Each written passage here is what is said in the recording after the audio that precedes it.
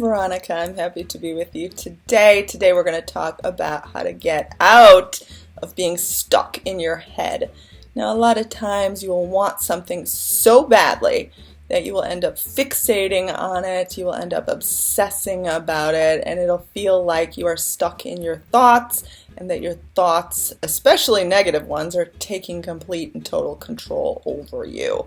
So I'm going to help you with some techniques about how to feel some relief from all of that and actually get the results that you want. Now, this can work for a specific person, this can work for a sum of money, maybe a job, maybe you're trying to manifest better health, but it can work in all of these different circumstances. So I think that everyone has the tendency to get stuck in their head at times because when you want something, you want it really badly. You have a deep desire for it. And also, whenever you want something, it means that there's a total and complete lack of that very thing in your life right now. So of course you want it now, and you want it bad. So I think that when you get stuck in your head, one of the best ways of finding relief is really through meditation, because it can allow you to sort of get into a relaxed state where you don't feel so much tension and you can kind of take a break from thinking so hard. It's important to take breaks from thinking about your desire. You do not want to hold on to that idea so tightly that that's all you can see, because that really just displays lack. You're just kind of focusing on wanting it so badly. So all you're doing is creating more want, whereas you really want to align with the idea of being able to actually experience it. So I think that meditation can be great. Also, you're going to want to do anything that releases the tension.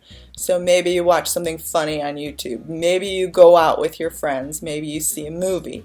Maybe you listen to some songs that really make you feel empowered. Whatever it is, you want to take your mind off of things and break the tension, even if it's only for 2 minutes. It'll give you a sense of relief. It'll help you get out of being stuck in your head. Now, you don't want to grip on to something too tightly because you want to nurture it. You want to help this idea grow. You don't want to clutch onto it so tightly that it has no room to breathe and no room to flourish and actually become substance in your life. Now, a lot of times negative thoughts will feel like they are spiraling out of control, like they are in control of you and they are tormenting you, and all you want to do is get them out of your head. Now, I think a lot of times you're in a situation like this, you kind of just got to turn everything off.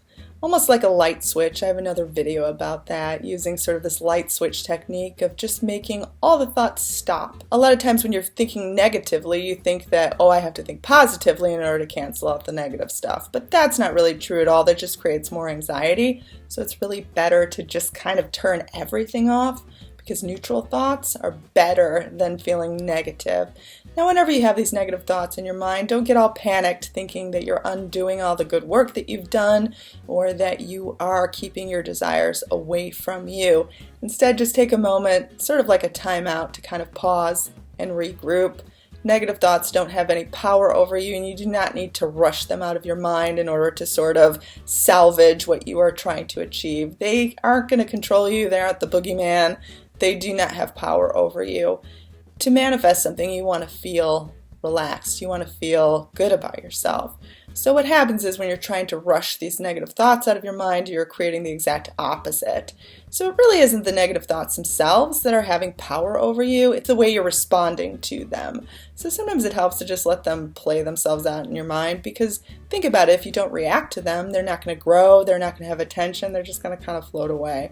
So whatever you don't give attention to will just float away. If you keep giving attention to it and think you have to clear it out or erase it or rub it out, then you are giving way too much focus to all of that bad energy, and you're just making yourself feel miserable and kind of helpless in the mix, because you're kind of feeling helpless, like, oh my gosh, these thoughts are in my mind, what am I supposed to do?